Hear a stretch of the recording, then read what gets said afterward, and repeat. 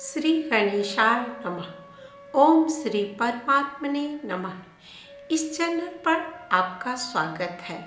9 अध्याय संक्षिप्त विष्णु पुराण में वर्णित चौथा अंश का 12वां अध्याय यदुपुत्र क्रोष्टु का वंश। श्री पराशर जी बोले, यदुपुत्र क्रोष्टु के ध्वज निवान नामक पुत्र हुआ। उसके स्वाति के रुशंकु के चित्ररथ और चित्ररथ के शशि बिंदु नामक पुत्र हुआ, जो 14 महारत्नों का स्वामी तथा चक्रवर्ती सम्राट था। शशि बिंदु के 1 लाख स्त्रियां और 10 लाख पुत्र थे। उनमें पृथुश्रवा, पृथुकर्मा, पृथुकीर्ति, पृथुयशा, पृथुजय और पृथुदान, ये 6 पुत्र प्रधान थे। पृथुश्रवा का पुत्र पृथुतम और उसका पुत्र उष्णा हुआ, जिसने 100 अश्वमेध यज्ञ किया था। उष्णा के सितुप नामक पुत्र हुआ।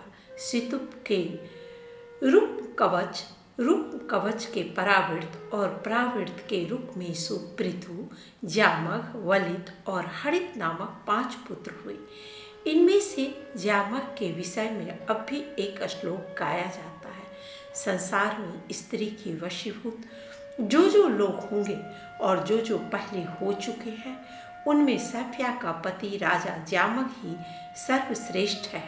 उसकी स्त्री सभ्या यद्यपि निसंतान थी, तथापि संतान की इच्छा रहते हुए भी उसने उसके भय से दूसरी स्त्री से विवाह नहीं किया। एक दिन बहुत से रथ, घोड़े और हाथियों के संकट से अत्यंत भयानक महायुद्ध में लड़ते हुए उसने अपने समस्त शत्रुओं को जीत लिया। उस समय वे समस्त शत्रुगण पुत्र, मित्र, स्त्री, सेना और कोषादि से हीन होकर अपने अपने स्थानों को छोड़कर दिशा विदिशाओं में भाग गए। उनके भाग जाने पर उसने एक राजकन्या को देखा, जो अत्यंत भय से कातर हुई विशाल आंखों से देखती हुई, हे तात, हे माता, हे भ्राता, मेरी रक्षा करो, इस प्रकार व्याकुलता पूर्वक विलाप कर रही थी। उसको देखते ही उसमें अनुरक्त चित्त हो जाने से राजा ने विचार किया, यह अच्छा ही हुआ, मैं पुत्रहीन और वंध्या का पति हूँ।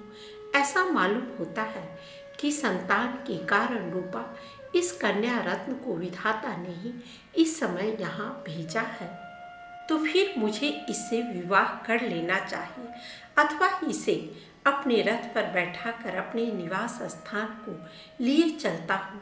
वहाँ देवी सव्या की आज्ञा लेकर ही इससे विवाह कर लूँगा।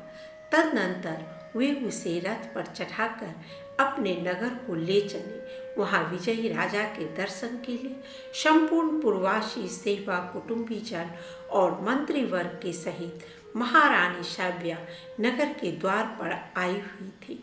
उसने राजा के वाम भाग में बैठी हुई राजकन्या को देखकर क्रोध के कारण कुछ कांपते हुए होठों से कहा, हे अति चपलचित, तुमने रथ में यह किसे बैठा रखी है? राजा को भी जब कोई उत्तर न सूझा तो अत्यंत डरते डरते कहा, यह मेरी पुत्र वधू है। तब सव्या बोली, मेरे तो कोई पुत्र हुआ नहीं है और आपके दूसरी कोई स्त्री भी नहीं है, फिर किस पुत्र के कारण आपका इससे पुत्र वधू का संबंध हुआ? श्री पराशर जी बोले, इस प्रकार सव्या की ईर्षा और क्रोध कलुषित वचनों से विवेकहीन होकर भय के कारण कही हुई असंबद्ध बात के संदेह को दूर करने के लिए राजा ने कहा, तुम्हारे जो पुत्र होने वाला है उस भावी शिशु की मैंने यह पहले से ही भार्या निश्चित कर दी है। यह सुनकर रानी ने मधुर मुस्कान के साथ कहा, अच्छा ऐसा ही हो, और राजा के साथ नगर में प्रवेश किया। तदनंतर पुत्र लाभ के गुणों से युक्त उस अति विशुद्ध लग्न होरांसक अवयव के समय हुई पुत्र जन्म विषय वार्तालाप के प्रभाव से गर्भ धारण की योग्य अवस्था न होने पर भी थोड़े ही दिनों में सव्या के गर्भ रह गया और यथा समय एक पुत्र उत्पन्न हुआ। पिता ने उसका नाम विदर्भ रखा और उसी के साथ उस पुत्र वधू का पानी ग्रहण हुआ।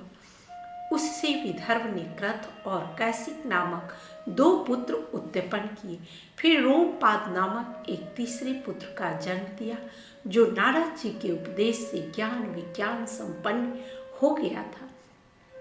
रोमपाद के बब्रू, बब्रू के धृति, धृति के कैसिक और कैसिक के चेदी नामक पुत्र हुआ, जिसकी संतति में चैद राजाओं ने जन्म लिया। जामक के पुत्र वधु के पुत्र कृत के कुंती नामक पुत्र हुआ। कुंती के दृष्टि, दृष्टि के निधृति, निधृति के दसारह के व्योमा, व्योमा के जिमूत, जिमूत के विकृति, विकृति के भीमरथ, भीमरथ के नवरथ, नवरत्न के दशरथ, दशरथ के शकुनी, शकुनी के करम्भी, करम्भी के देवरात, देवरात के देवछत्र, देवछत्र के मधु, मधु के कुमारवंश, कुमारवंश के अनु, अनु के राजा पुरुमित्र, पुरुमित्र के अंशु और अंशु के सत्वत नामक पुत्र हुआ तथा सत्वत से सात्वत वंश का प्रादुर्भाव हुआ। हे मैत्रेय, इस प्रकार जामक की संतान का श्रद्धापूर्वक भली प्रकार श्रवण करने से मनुष्य अपने समस्त पापों से मुक्त हो जाता है। इस प्रकार श्री विष्णु पुराण के चौथे अंश में 12वां अध्याय समाप्त। 13वां अध्याय सत्वत की संतति का वर्णन और सैमंतक मणि की कथा। श्री पराशर जी बोले, सत्वत के भजन, भजमान, दिव्य, अंधक, देवावृत, महाभोज और वृष्णि नामक पुत्र हुए। भजमान के निमि, कृकन और वृष्णि तथा इनके 3 सौतेले भाई सत्यजित, सहस्त्रजित और अयुतजित ये 6 पुत्र हुए। देवावृत के बब्रू नामक पुत्र हुआ। इन दोनों पिता पुत्रों के विषय में यह श्लोक प्रसिद्ध है। जैसा हमने दूर से सुना था, वैसा ही पास जाकर भी देखा। वास्तव में बब्रू मनुष्यों में श्रेष्ठ है और देवावृत ही तो देवताओं के समान है। बब्रू और देवावृत से क्रमशः 6074 मनुष्यों ने अमर पद प्राप्त किया था। महाभोज बड़ा धर्मात्मा था। उसकी संतान में भोजवंशी और मृतिकावर पूर्ण निवासी मृतिकावर निरपति गण हुए। वृष्णि के 2 पुत्र सुमित्र और युधाजित हुए। उनमें से सुमित्र के अनमित्र, अनमित्र के निघ्न और निघ्न से प्रसेन और सत्राजित का जन्म हुआ। उस सत्राजित के मित्र भगवान आदित्य हुए। एक दिन समुद्र तट पर बैठे हुए सत्राजित ने सूर्य भगवान की स्तुति की। उसके तन्मय होकर स्तुति करने से भगवान भास्कर उसके सम्मुख प्रकट हुए। उस समय उनको अस्पष्ट मूर्ति धारण किए हुए देखकर सत्राजित ने सूर्य से कहा, आकाश में अग्निपिंड के समान आपको जैसा मैंने देखा है, वैसा ही सम्मुख आने पर भी देख रहा हूँ। यहाँ आपकी प्रसाद स्वरूप कुछ विशेषता मुझे नहीं दिखती। सत्राजित के ऐसा कहने पर भगवान सूर्य ने अपने गले से सैमंतक नाम की उत्तम महामणि उतार कर अलग रख दी। तब सत्राजित ने भगवान सूर्य को देखा। उनका शरीर किंचित ताम्रवर्ण, अति उज्ज्वल और लघु था तथा उनके नेत्र कुछ पिंगल वर्ण थे। तदनंतर सत्राजित के प्रणाम तथा स्तुति आदि कर चुकने पर सहस्त्रांशु भगवान आदित्य ने उससे कहा, तुम अपना अभिष्ट वर मांगो। सत्राजित ने उस सम्यंतक मणि को ही मांगा। तब भगवान सूर्य उसे वह मणि देकर अंतरिक्ष में अपने स्थान को चले गए। फिर सत्राजित ने उस निर्मल मणि रत्न से अपना कंठ सुशोभित होने के कारण तेज से सूर्य के समान समस्त दिशाओं को प्रकाशित करते हुए द्वारका में प्रवेश किया। द्वारकावासी लोगों ने उसे आते देख पृथ्वी का भार उतारने के लिए अंश रूप से अवतीर्ण हुए मनुष्य रूपधारी आदि पुरुष भगवान पुरुषोत्तम से प्रणाम करके कहा, भगवान, आपके दर्शनों के लिए निश्चय ही ये भगवान सूर्यदेव आ रहे हैं। उनके ऐसा कहने पर भगवान ने उनसे कहा, ये भगवान सूर्य नहीं है, सत्राजित है।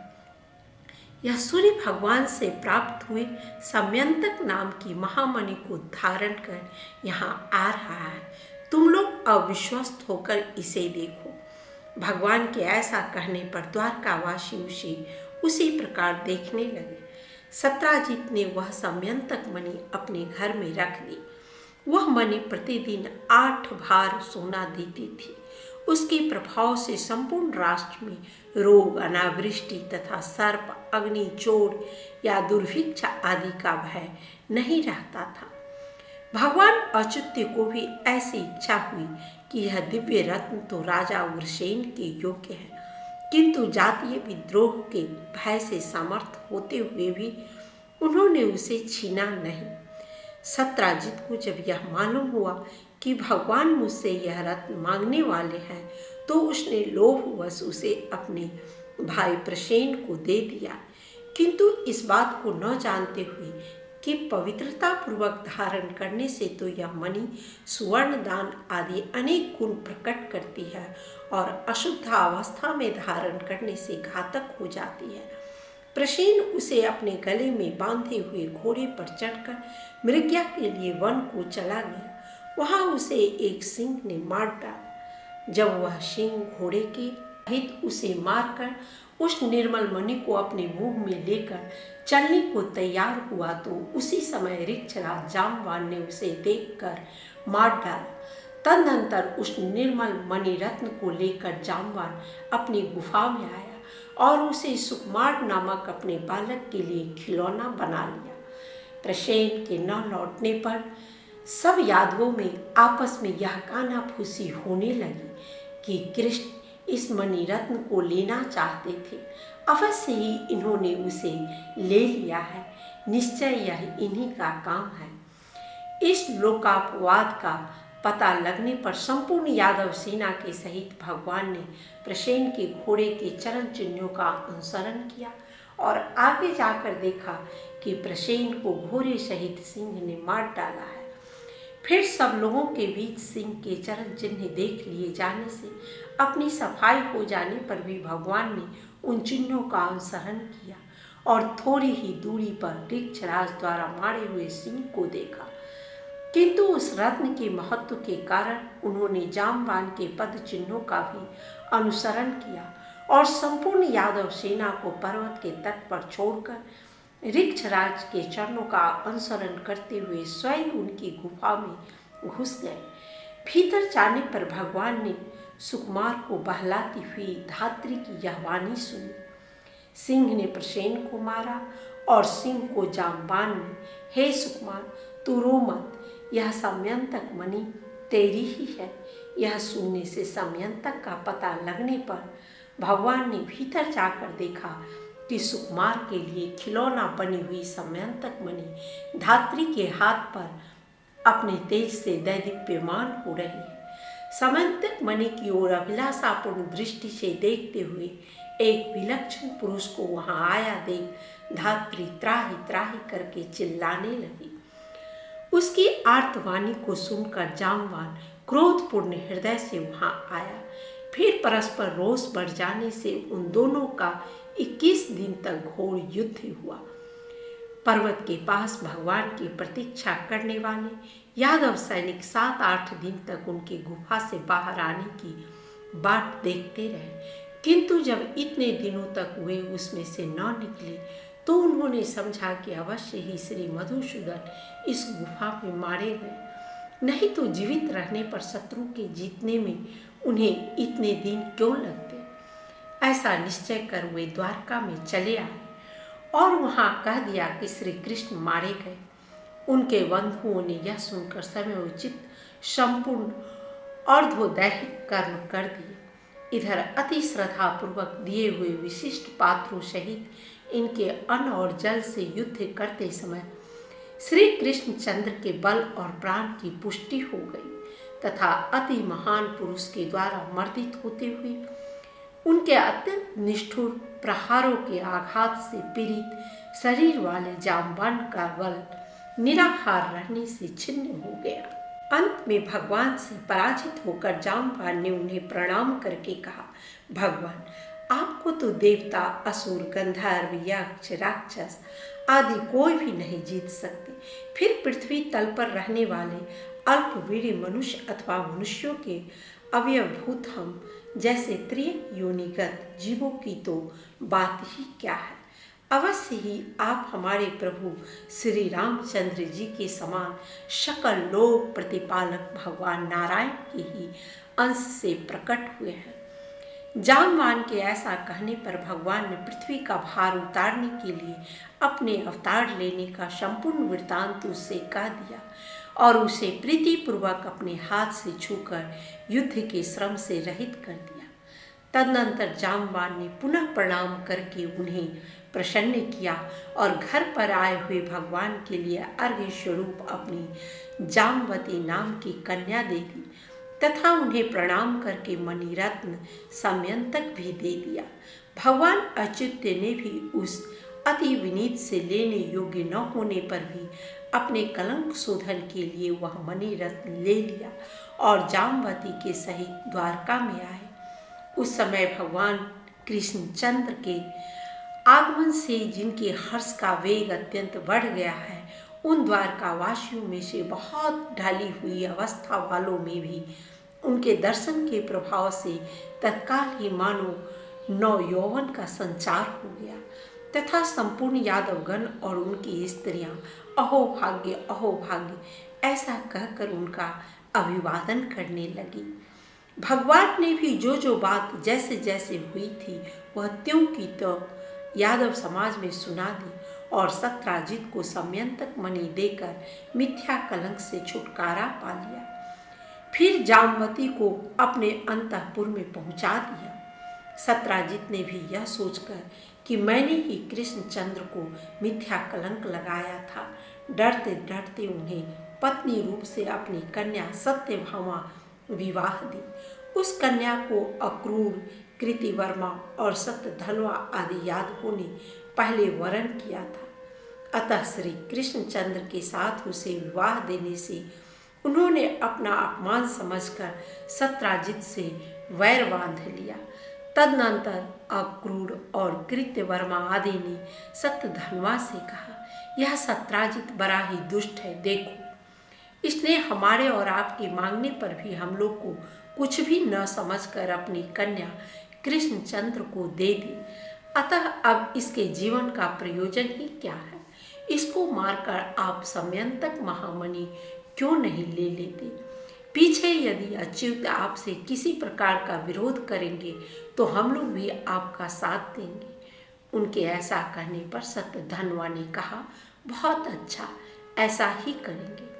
इसी समय पांडवों के लक्षागृह में जलने पर यथार्थ बात को जानते हुए भी भगवान कृष्णचंद्र दुर्योधन के प्रयत्न को स्थिर करने के उद्देश्य से कुलोचित कर्म करने के लिए वारणावत नगर को गए।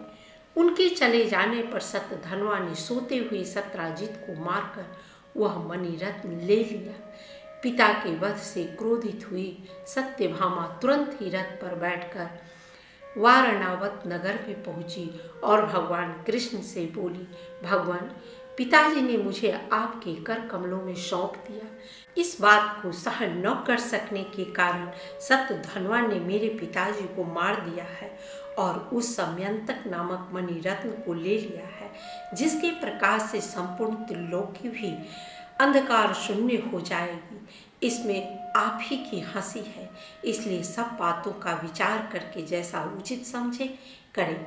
सत्यभामा के ऐसा कहने पर भगवान श्री कृष्ण ने मन ही मन प्रसन्न होने पर भी उनसे क्रोध से आंखें लाल करके कहा, सत्य अवश्य इसमें मेरी ही हंसी है। उस दुरात्मा के इस कुकर्म को मैं सहन नहीं कर सकता, क्योंकि यदि ऊंचे वृक्ष का उल्लंघन न किया जा सके तो उस पर घोंसला बनाकर रहने वाले पक्षियों को नहीं मार दिया जाता। इसलिए अब तुम्हें हमारे सामने इन शोक प्रेरित वाक्यों के कहने की और आवश्यकता नहीं है। तुम शोक छोड़ दो, मैं इसका भली प्रकार बदला चुका दूंगा। सत्यभामा से इस प्रकार कहा भगवान वासुदेव ने द्वारका में आकर श्री बलदेव जी से एकांत में कहा, वन में आखेट के लिए गए हुए प्रसेन को तो सिंह ने मार दिया था, अब शतधन्वा ने सत्राजित को भी मार दिया है। इस प्रकार उन दोनों के मारे जाने पर मणिरत्न समयंतक पर हम दोनों का समान अधिकार होगा। इसलिए उठिए और रथ पर चढ़कर शतधन्वा के मारने का प्रयत्न कीजिए।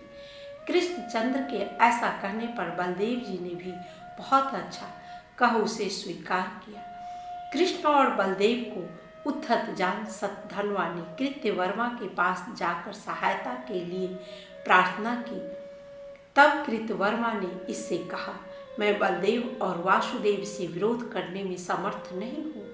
उसके ऐसा कहने पर शतधन्वा ने अक्रूर से सहायता मांगी, तो अक्रूर ने भी कहा, जो अपने पाद प्रहार से त्रिलोकी को कंपायमान कर देते हैं, देव शत्रु असुर गण की स्त्रियों को वैधव्य दान देते हैं, तथा अति प्रबल शत्रु सेना से भी जिनका चक्र अप्रतिहत रहता है, उन चक्रधारी भगवान वासुदेव से, तथा जो अपने मदोन्मत्त नयनों की चितवन से सबका दमन करने वाले और भयंकर शत्रु समूह रूप हाथियों को खींचने के लिए अखंड महिमाशाली प्रचंड हल धारण रखने वाले हैं, उन श्री हलधर से युद्ध करने में तो निखिल लोक वंदनीय देवगण में भी कोई सामर्थ्य नहीं है।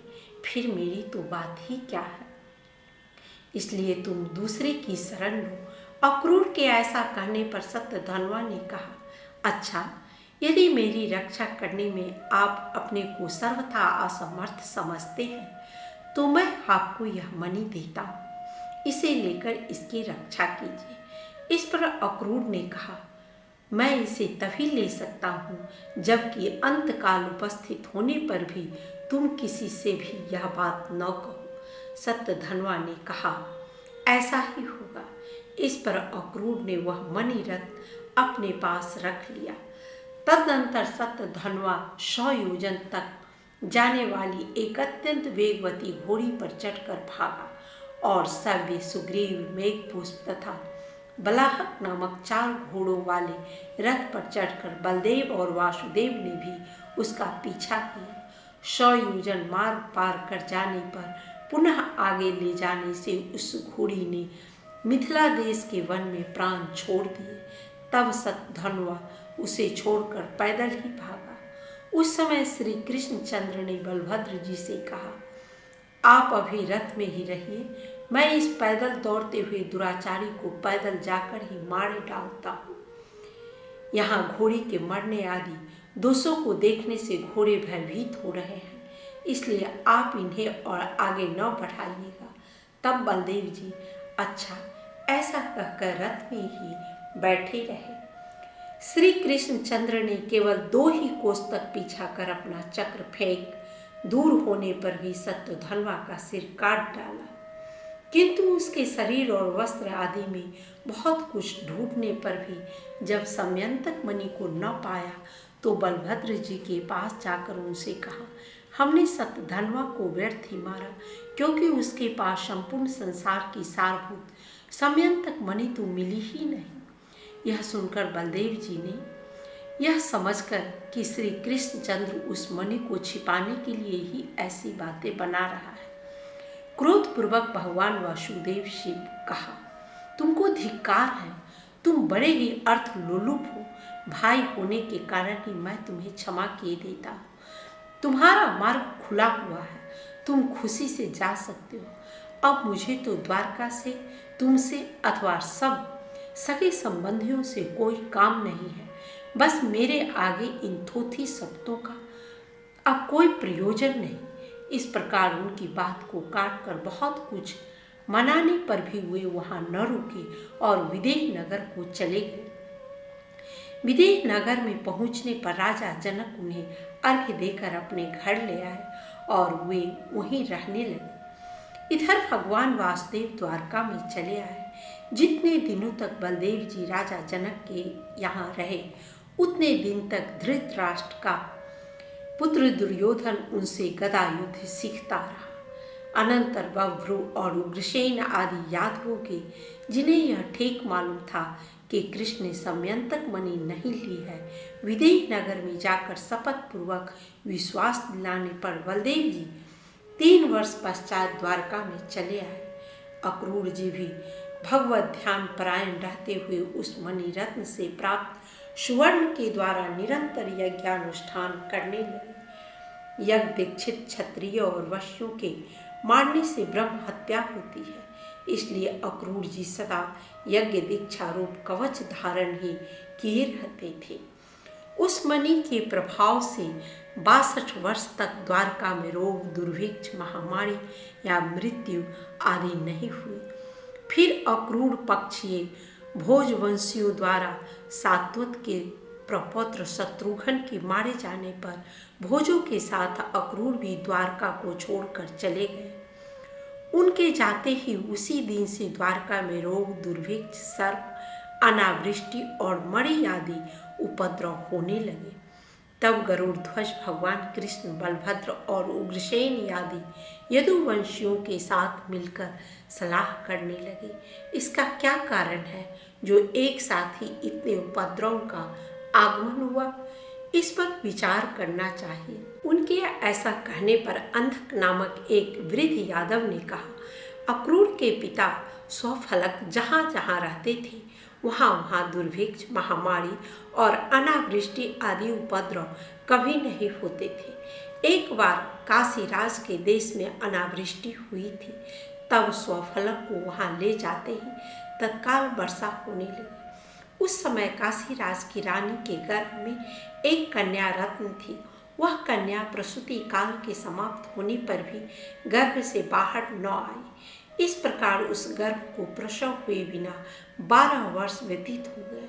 तब काशीराज ने अपनी उस गर्भस्थिता पुत्री से कहा, बेटी तू उत्पन्न क्यों नहीं होती? बाहर आ, मैं तेरा मुख देखना चाहता हूँ। अपनी इस माता को तू इतने दिनों से क्यों कष्ट दे रही है? राजा के ऐसे कहने पर उसने गर्भ में रहते हुए ही कहा, पिताजी यदि आप प्रतिदिन एक गौ ब्राह्मण को दान देंगे, अगले 3 वर्ष बीतने पर मैं अवश्य गर्भ से बाहर आ जाऊंगी। इस बात को सुनकर राजा प्रतिदिन ब्राह्मणों को एक गौ देने लगे। तब उतने समय बीतने पर वह उत्पन्न हुई। पिता ने उसका नाम गांधिनी रखा और उसे अपने उपकारक स्वफलक को घर आने पर अर्घ्य रूप से दे दिया। उसी से स्वफलक के द्वारा इन अक्रूर जी का जन्म हुआ है। इनकी ऐसी गुणवान माता पिता से उत्पत्ति है, तो फिर उनके चले जाने से यहाँ दुर्भिक्ष और महामारी आदि उपद्रव क्यों न होंगे? अतः उनको यहाँ ले आना चाहिए। अति गुणवान के अपराध की अधिक जांच पड़ताल करना ठीक नहीं है। यादव वृद्ध अंधक के ऐसे वचन सुनकर कृष्ण, उग्रसेन और बलभद्र आदि यादव स्वफलक पुत्र अक्रूर के अपराध को भुलाकर उन्हें अभयदान देकर अपने नगर में ले आए। उनके वहां आते ही समयंतक मणि के प्रभाव से अनावृष्टि, महामारी, दुर्भिक्ष और सर्प भय आदि सभी उपद्रव शांत हो गए। तब श्री कृष्णचंद्र ने विचार किया, अक्रूर का जन्म गंदानी से स्वफलक के द्वारा हुआ है। यह तो बहुत सामान्य कारण है, किंतु अनावृष्टि, दुर्भिक्ष, महामारी आदि उपद्रव को शांत कर देने वाला इसका प्रभाव तो अति महान है। अवश्य ही इसके पास वह समयंतक नामक महामणि है, उसी का ऐसा प्रभाव सुना जाता है। इसे भी हम देखते हैं कि एक यज्ञ के पीछे दूसरा और दूसरे के पीछे तीसरा, इस प्रकार निरंतर अखंड यज्ञानुष्ठान करता रहता है और इसके पास यज्ञ के साधन भी बहुत कम है। इसलिए इसमें संदेह नहीं कि इसके पास समयंतक मणि अवश्य है। ऐसा निश्चय कर किसी और प्रयोजन के उद्देश्य से उन्होंने संपूर्ण यादवों को अपने महल में एकत्रित किया। समस्त यदुवंशियों के वहां आकर बैठ जाने के बाद प्रथम प्रयोजन बताकर उसका उपसंहार होने पर प्रसंगांतर से अक्रूर के साथ प्रयास करते हुए भगवान कृष्ण ने उनसे कहा, हे दानपते, जिस प्रकार सप्तधन्वा ने तुम्हें संपूर्ण संसार के सारभूत वह समयंतक नाम की महामणि सौंपी थी, वह हमें सब मालूम है। वह संपूर्ण राष्ट्र का उपकार करती हुई तुम्हारे पास है तो रहे।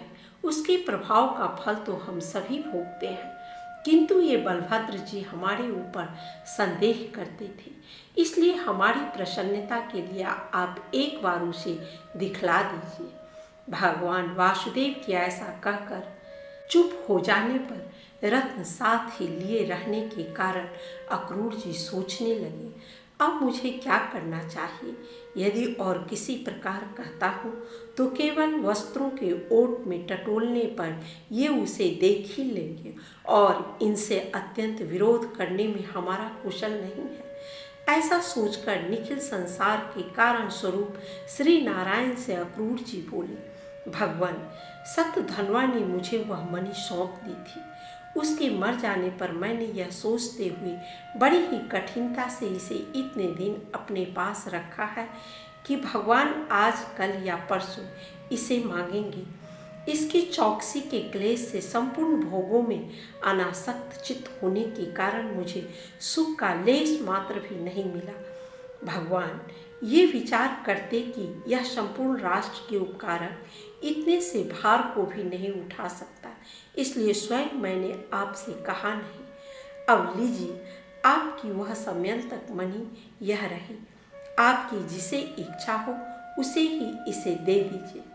तब अक्रूर जी ने अपने कटे वस्त्र में छिपाई हुई एक छोटी सी सोने की पिटारी में स्थित वह समयंतक मणि प्रकट की और उस पिटारी से निकालकर यादव समाज में रख दी। उसके रखते ही वह संपूर्ण स्थान उसकी तीव्र कांति से दैदीप्यमान होने लगा। तब अक्रूर जी ने कहा, मुझे यह मणि सत्यधनवा ने दी थी, यह जिसकी हो वह ले ले। उसको देखने पर सभी यादवों का विस्मयपूर्वक साधु साधु यह वचन सुना गया। उसे देखकर बलभद्र जी ने अच्युत के ही समान इस पर मेरा भी अधिकार है, इस प्रकार अपनी अधिक स्पृहा दिखलाई तथा यह मेरी ही पैतृक संपत्ति है। इस तरह सत्यभामा ने भी उसके लिए अपनी उत्कट अभिलाषा प्रकट की। बलभद्र और सत्यभामा को देखकर श्री कृष्णचंद्र ने अपने को बैल और पहिए के बीच में पड़े हुए जीव के समान दोनों ओर से संकटग्रस्त देखा और समस्त यादवों के सामने हुए अक्रूर जी से बोले, इस मणि रत्न को मैंने अपनी सफाई देने के लिए ही इन यादवों को दिखलवाया है। इस मणि पर मेरा और बलभद्र जी का तो समान अधिकार है और सत्यभामा की यह पैतृक संपत्ति है और किसी का इस पर कोई अधिकार नहीं है। यह मणि सदा शुद्ध और ब्रह्मचर्य आदि गुण युक्त रहकर धारण करने से संपूर्ण राष्ट्र का हित करती है और अशुद्ध अवस्था में धारण करने से अपने आश्रयदाता को भी मार डालती है। मेरे 16,000 स्त्रियां हैं, इसलिए मैं इसके धारण करने में समर्थ नहीं हूँ, इसलिए सत्यभामा भी इसको कैसे धारण कर सकती है। आर्य बलभद्र को भी इसके कारण से मदिरापान आदि संपूर्ण भोगों को त्यागना पड़ेगा।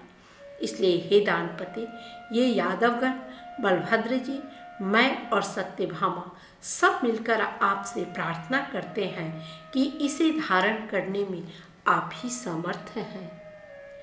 आपके धारण करने से यह संपूर्ण राष्ट्र का हित करेगी, इसलिए संपूर्ण राष्ट्र के मंगल के लिए आप ही इसे पूर्वत धारण कीजिए।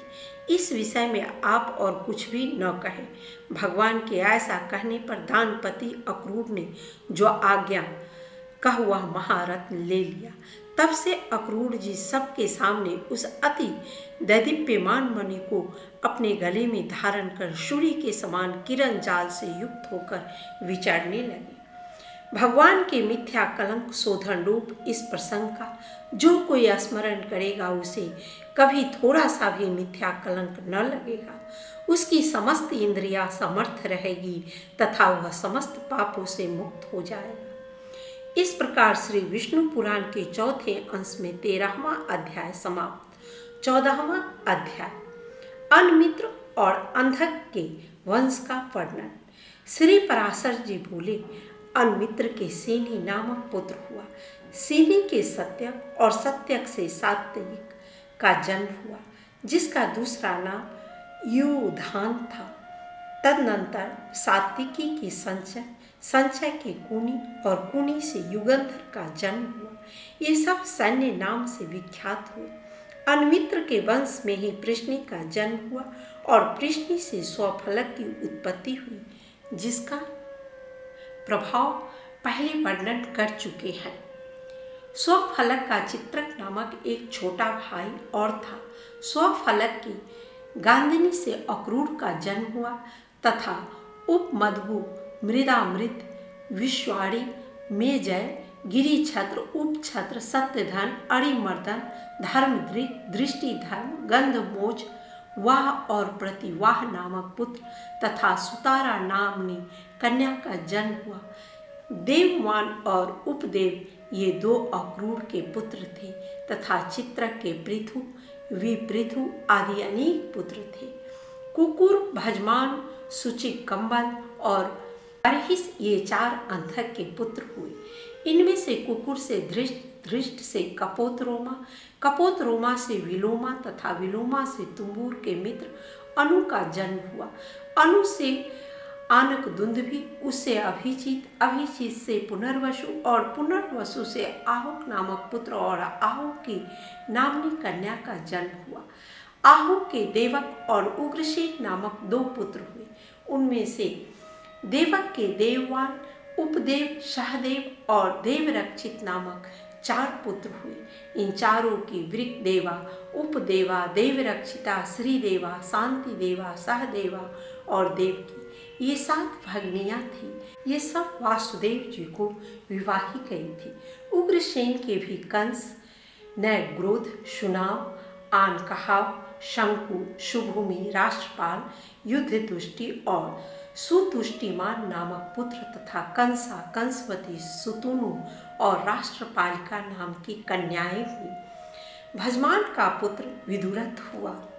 विदुरथ के सूर, सूर के समी, समी के प्रतिछत्र, प्रतिछत्र के स्वयंभोज, स्वयंभोज के हृदिक और हृदिक के कृत्यवर्मा, सप्तधन्वा, देवार्ह और देवगर्भ आदि पुत्र हुए। देवगर्भ के पुत्र सूरसेन थे। सूरसेन की मारिसा नाम की पत्नी थी। उससे उन्होंने वसुदेव आदि 10 पुत्र उत्पन्न किए। वसुदेव के जन्म लेते ही देवताओं ने अपना अव्याहत दृष्टि से यह देखकर कि इनके घर में भगवान अंसा अवतार लेंगे, आनक और दुंदुभि आदि बाजे बजाए थे। इसीलिए इनका नाम आनक दुंदुभि भी हुआ। इनके देवभाग, देवश्रवा, अष्टक, ककुचक्र, वत्सधारक, सृजन, श्याम, समिक और गंडुष नामक 9 भाई थे तथा इन वसुदेव आदि 10 भाइयों की पृथा, श्रुतदेवा, श्रुतकीर्ति, श्रुतश्रवा और राजाधि देवी ये 5 बहनें थीं। सुरसेन के कुंती नामक एक मित्र थे। वे निसंतान थे, अतः सुरसेन ने दत्तक विधि से उन्हें अपनी पृथा नाम की कन्या दे दी थी। उसका राजा पांडु के साथ विवाह हुआ। उसके धर्म, वायु और इंद्र के द्वारा क्रमशः युधिष्ठिर, भीमसेन और अर्जुन नामक 3 पुत्र हुए। इनके पहले इसके अविवाहितावस्था में ही भगवान सूर्य के द्वारा कर्ण नामक एक कानिन पुत्र और हुआ था। इसकी माद्री नाम की एक सपत्नी थी। उसके अश्विनी कुमारों द्वारा नकुल और सहदेव नामक पांडु के 2 पुत्र हुए। सूरसेन की दूसरी कन्या श्रुतदेवा का कारुष नरेश वृद्ध धर्मा से विवाह हुआ था। उससे दंतवक्र नामक महादैत्य उत्पन्न हुआ। श्रुतकृति को कैकेय राज ने विवाहा था। उससे कैकेय नरेश के संत दर्ण आदि 5 पुत्र हुए। राजाधिदेवी से अवंती देशीय विंद और अनुविंद का जन्म हुआ। श्रुत सर्वा का भी चेदीराज दमघोष ने पानी ग्रहण किया। उससे शिशुपाल का जन्म हुआ। पूर्व जन्म में यह अतिशय पराक्रमी हिरण्यकश्यप नामक दैत्यों का मूल पुरुष हुआ था, जिसे सकल लोक गुरु भगवान नृसिंह ने मारा था। तदनंतर यह अक्षय, वीर, शौर्य, संपत्ति और पराक्रम आदि गुणों से संपन्न तथा समस्त त्रिभुवन के स्वामी इंद्र के भी प्रभाव को दबाने वाला दशानन हुआ। स्वयं भगवान के हाथ से ही मारे जाने के पुण्य से प्राप्त हुए नाना भोगों को वह बहुत समय तक भोगते हुए अंत में राघव रूपधारी भगवान के ही द्वारा मारा गया। उसके पीछे यह चेदीराज दमघोष का पुत्र शिशुपाल हुआ। शिशुपाल होने पर भी वह भूभार हरण के लिए अवतीर्ण हुए। भगवदंश स्वरूप भगवान पुंडरीकाक्ष में अत्यंत द्वेष बुद्धि करने लगा। अंत में भगवान के हाथ से ही मारे जाने पर उन परमात्मा में ही मन लगे रहने के कारण सायुज्य मोक्ष प्राप्त किया। भगवान यदि प्रसन्न होते हैं तब जिस प्रकार यथेच्छ फल देते हैं, उसी प्रकार अप्रसन्न होकर मारने पर भी वे अनुपम दिव्य लोक की प्राप्ति कराते हैं। इस प्रकार श्री विष्णु पुराण के चौथे अंश में 14वां अध्याय समाप्त। 15वां अध्याय शिशुपाल के पूर्व जन्मांतरों का तथा वसुदेव जी की संतति का वर्णन। श्री मैत्रेय जी बोले, भगवान, पूर्व जन्मों में हिरण्यकश्यप और रावण होने पर इस शिशुपाल ने भगवान विष्णु के द्वारा मारे जाने से देव दुर्लभ भोगों को तो प्राप्त किया, किंतु यह उनमें लीन नहीं हुआ। फिर इस जन्म में ही उनके द्वारा मारे जाने पर इसने सनातन पुरुष श्री हरि में सायुज्य मोक्ष कैसे प्राप्त किया। समस्त धर्मात्माओं में श्रेष्ठ मुनिवर, यह बात सुनने की मुझे बड़ी ही इच्छा है। मैंने अत्यंत कुतूहलवश होकर आपसे यह प्रश्न किया है, कृपया इसका निरूपण कीजिए। श्री पराशर जी बोले, प्रथम जन्म में दैत्यराज हिरण्यकश्यप का वध करने के लिए संपूर्ण लोकों की उत्पत्ति, स्थिति और नाश करने वाले भगवान ने शरीर ग्रहण करते समय नृसिंह रूप प्रकट किया था। उस समय हिरण्यकश्यप के चित्त में यह भाव नहीं हुआ था कि ये विष्णु भगवान हैं। केवल इतना ही विचार हुआ कि यह कोई निर्तिशय पुण्य समूह से उत्पन्न हुआ प्राणी है। रजोगुण के उत्कर्ष से प्रेरित हो उसकी मति उस विपरीत भावना के अनुसार दृढ़ हो गई। अतः उसके भीतर ईश्वरीय भावना का योग न होने से भगवान के द्वारा मारे जाने के कारण ही रावण का जन्म लेने पर उसने संपूर्ण त्रैलोकी में सर्वाधिक भोग संपत्ति प्राप्त की। उन अनादि निधन पर ब्रह्म स्वरूप निराधार भगवान में चित्त न लगाने के कारण वह उन्हीं में लीन नहीं हुआ। इसी प्रकार रावण होने पर भी कामवश जानकी जी में चित्त लग जाने से भगवान दशरथ नंदन राम के द्वारा मारे जाने पर केवल उनके रूप का ही दर्शन हुआ था। यह अच्युत्य है, ऐसी आसक्ति नहीं हुई, बल्कि मरते समय इसके अंतःकरण में केवल मनुष्य बुद्धि ही रही। फिर श्री अच्युत्य के द्वारा मारे जाने के फलस्वरूप इसने संपूर्ण भूमंडल में प्रशंसित चेदीराज के कुल में शिशुपाल रूप से जन्म लेकर भी अक्षय स्वर्ण प्राप्त किया। उस जन्म में वह भगवान के प्रतीक नामों में तुच्छता की भावना करने लगा। उसका हृदय अनेक जन्म के दोषानुबंध से युक्त था। अतः वह उनकी निंदा और तिरस्कार आदि करते हुए भगवान के संपूर्ण समयानुसार लीलाकृत नामों का निरंतर उच्चारण करता था। खिले हुए कमल दल के समान जिसकी निर्मल आंखें हैं, जो उज्ज्वल पीतांबर तथा निर्मल किरीट, केयूर, हार और कटकादि धारण किए हुए हैं, तथा जिसकी लंबी लंबी 4 भुजाएं हैं और जो शंख, चक्र, गदा और पद्म धारण किए हुए हैं, भगवान का वह दिव्य रूप अत्यंत वैरानुबंध के कारण भ्रमण, भोजन, स्नान, आसन और शयन आदि संपूर्ण अवस्थाओं में कभी उसके चित्त से दूर न होता था। फिर गाली देते समय उन्हीं का नाम उच्चारण करते हुए और हृदय में भी उन्हीं का ध्यान धरते हुए जिस समय वह अपने वध के लिए हाथ में धारण किए चक्र के उज्ज्वल किरण जाल से सुशोभित अक्षय तेज स्वरूप द्वेषादि संपूर्ण दोषों से रहित ब्रह्मभूत भगवान को देख रहा था, उसी समय तुरंत भगवान चक्र से मारा गया। भगवत स्मरण के कारण संपूर्ण पाप राशि के दत्त हो जाने से भगवान के द्वारा उसका अंत हुआ और वह उन्हीं में लीन हो गया। इस प्रकार इस संपूर्ण रहस्य का मैंने तुमसे वर्णन किया। अहो, वे भगवान तो द्वेषानुबंध के कारण भी कीर्तन और स्मरण करने से संपूर्ण देवता और असुरों को दुर्लभ परम फल देते हैं। फिर सम्यक भक्ति संपन्न पुरुषों की तो बात ही क्या है। आनक दुंदुभी वसुदेव जी के पौरवी, रोहिणी, मदिरा, भद्रा और देवकी आदि बहुत सी स्त्रियां थीं। उनमें रोहिणी से वसुदेव जी ने बलभद्र, सठ, सारण और दुर्मद आदि कई पुत्र उत्पन्न किए तथा बलभद्र जी के रेवती से विसठ और उल्मुख नामक 2 पुत्र हुए। सारिष्टि, मारिष्टि, सत्य और धृति आदि सारण के पुत्र थे। इनके अतिरिक्त भद्राशव, भद्रबाहु, दुर्दम और भूत आदि भी रोहिणी की ही संतान में थे। नंद, उपनंद और कृतक आदि मदिरा के तथा उपनिधि और गद आदि भद्रा के पुत्र थे। वैशाली के गर्भ से कौशिक नामक केवल एक ही पुत्र हुआ। आनक दुंदुभी के देवकी से कीर्तिमान, सुसेन, उदायु, भद्रसेन, ऋजुदास और भद्रदेव नामक 4 पुत्र हुए। इन सब को कंस ने मार डाला था। पीछे भगवान की प्रेरणा से योग माया ने देवकी के साथ में गर्भ को आधी रात के समय खींचकर रोहिणी की कुक्षी में स्थापित कर दिया। आकर्षण करने से इस गर्भ का नाम संकर्षण हुआ।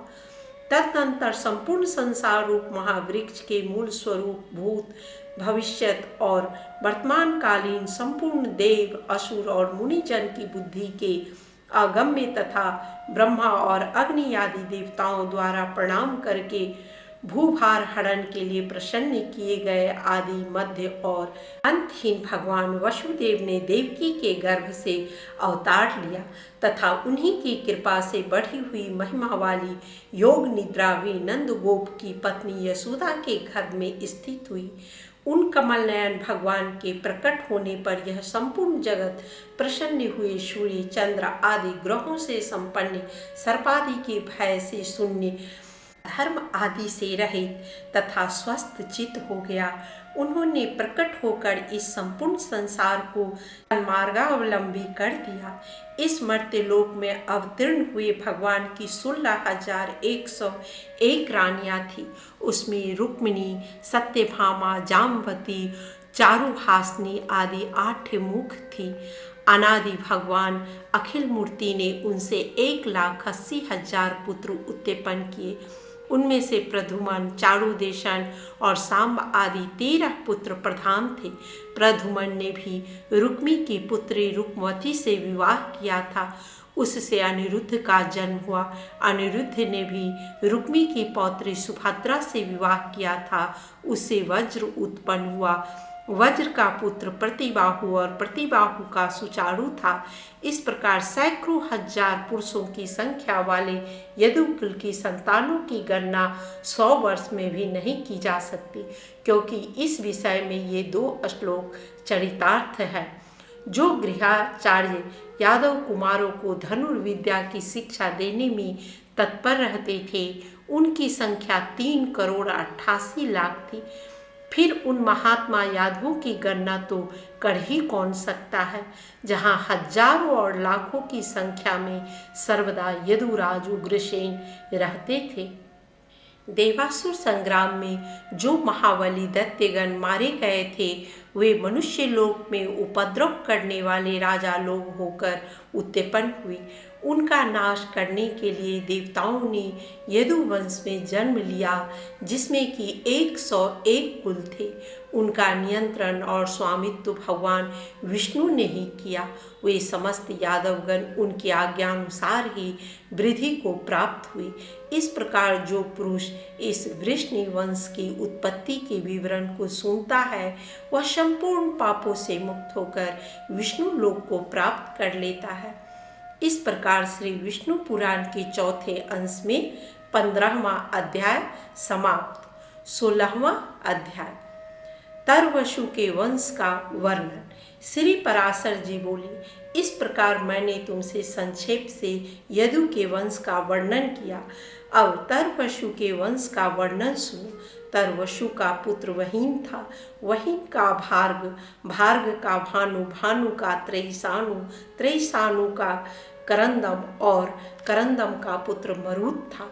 मरुत निसंतान था, इसलिए उसने पुरुवंशीय दुष्यंत को पुत्र रूप से स्वीकार कर लिया। इस प्रकार ययाति के शाप से तुरुवशु के वंश ने पुरुवंश का ही आश्रय लिया। इस प्रकार श्री विष्णु पुराण के चौथे अंश में 16वां अध्याय समाप्त। 17वां अध्याय द्रहु वंश। श्री पराशर जी बोले, द्रहु का पुत्र बभ्रु था। बभ्रु का सेतु, सेतु का आर्वत, आर्वत का गांधार, गांधार का धर्म, धर्म का घृत, घृत का दुर्दम, दुर्दम का प्रचेता तथा प्रचेता का पुत्र सतधर्म था। इसने उत्तरवर्ती बहुत से मनुष्यों का आधिपत्य किया।